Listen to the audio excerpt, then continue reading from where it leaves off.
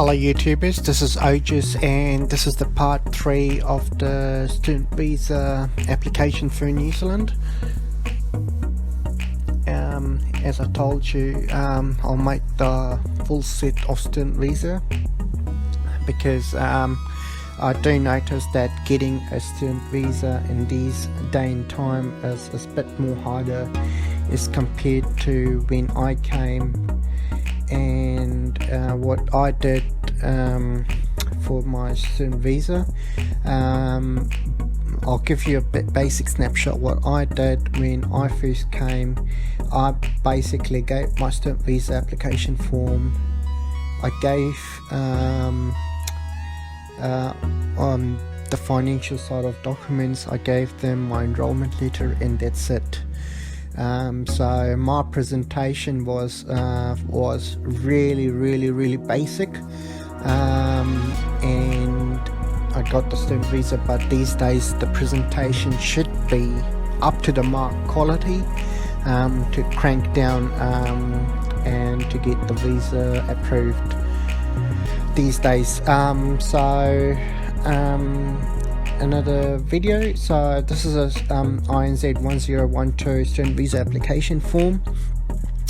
We would be looking on the paper-based application, how you can get fill out this application form.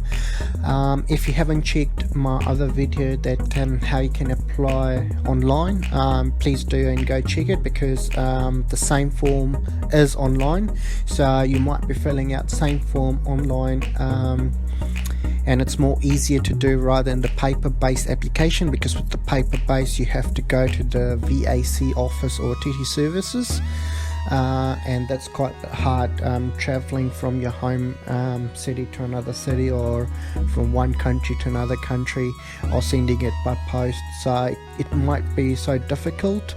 I suggest you apply online because it's more easy. MoFi's process gets allocated as soon as your number comes. With the paper base, it's more time consuming process, but to make a YouTube video, it's more easy for me to make it over on the paper based application rather than online, and that's why I'm showing you the paper based application. So we'll start looking towards application checklist. So signed forms, fees, 2 passport size photos, travel document, x-ray, and a medical and police certificate. Basic requirements: if you're a foreign fee student, an offer of place, an approved New Zealand education provider, a confirmation of enrollment if you returning the same provider. So these are basically the evidence that you have to provide. Fees evidence, records if you're returning students, financial support, so what support you've got to make your monthly expenses. Foreign fee paying students, so evidence of pre-purchased outward travel, all sufficient funds. So most of the people do take the route for showing sufficient funds in their bank account, or either a sponsor. So if you've got a relative or a friend living here in New Zealand can sponsor you, good luck. That's the best way that you can go.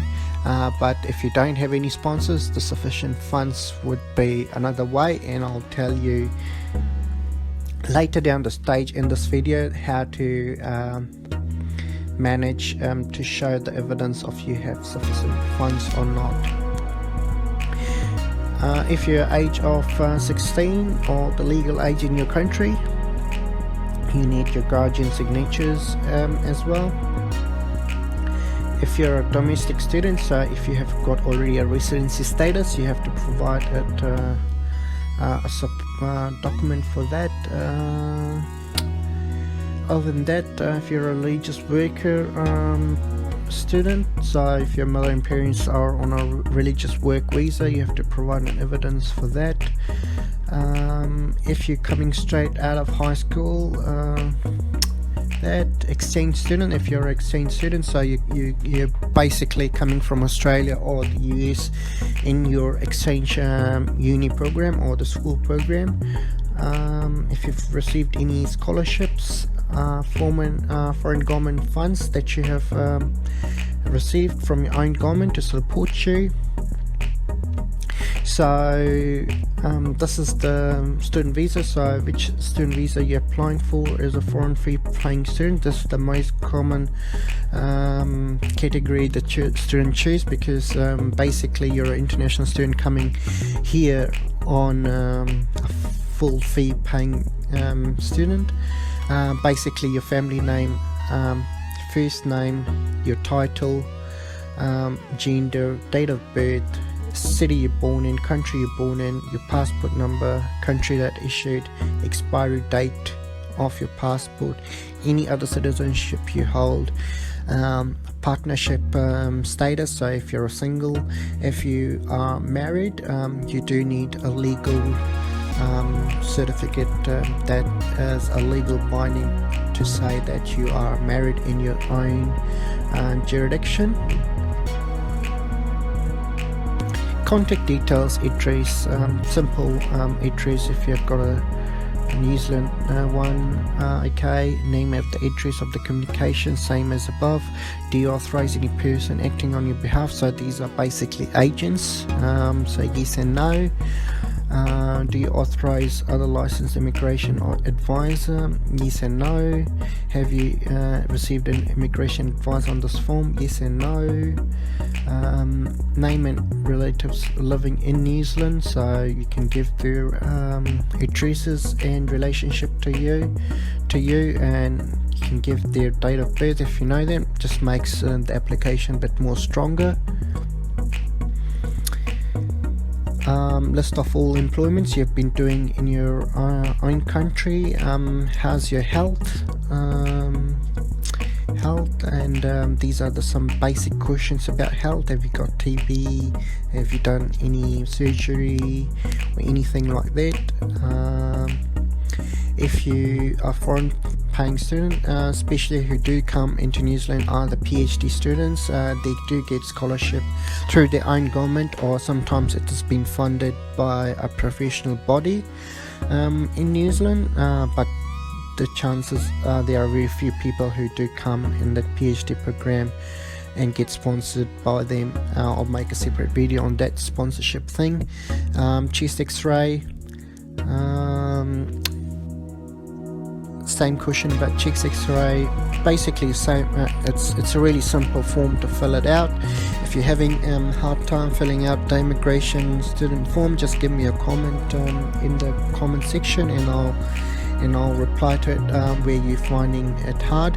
The insurance requirements is fulfilled by your polytechnic or the university or any PTEs. So it's their responsibility, or you can ask them to generally talking, the polytechnics and the uni built a cost of insurance inside their offer letter, so it's not two-way process. But if you're coming into one of the PTEs, you might have to check if that insurance is included or not. Your characters, basically, have you faced any deportation or facing police charges or court cases going on in your country? Police certificate must be provided. Your visa details, so when you intend to get a student visa, or when is your course starting, so that section is there. If you're a PhD or a scholarship student, that's the F section for you. As I told you in my first video of applying online, if you haven't seen my video, do and go check it out. I'll just give you a link in my description box. And the funds, 15,000 required for the whole year, 1250 per month. So if you're coming on a 3-month course, you need around $4,250 if I'm not making a mistake, something like that. But it's really early morning in the hours, 3 a.m. so that's why if my voice is not sounding too good, please excuse me. so I'm really tired. But I'm just making a video for you guys, just to for your benefit, your parent or your legal guardian if you're under 16 or you're under the legal age in your own country. Declaration by yourself that all the information is provided is true and correct and legit. Name, signature, date of current state, what's your date when you be declaring everything else. If you're using an immigration agent, the details of there, it goes over here. Any person assisting you goes over here, and basically the payment thing. So you can give your you wanted a New Zealand dollars to be taken off, amount, credit card number, name, CVV number, expiry date of the credit card, signature of the credit card, and the date, whatever the date is given, and that's basically it. So that's basically the student visa application form that you need to fill on the paper base. It is the exact same copy that you will find online. I do prefer you filling out your application or visa form online because it's much more faster process, easy for you, and you know the application is submitted to Immigration New Zealand.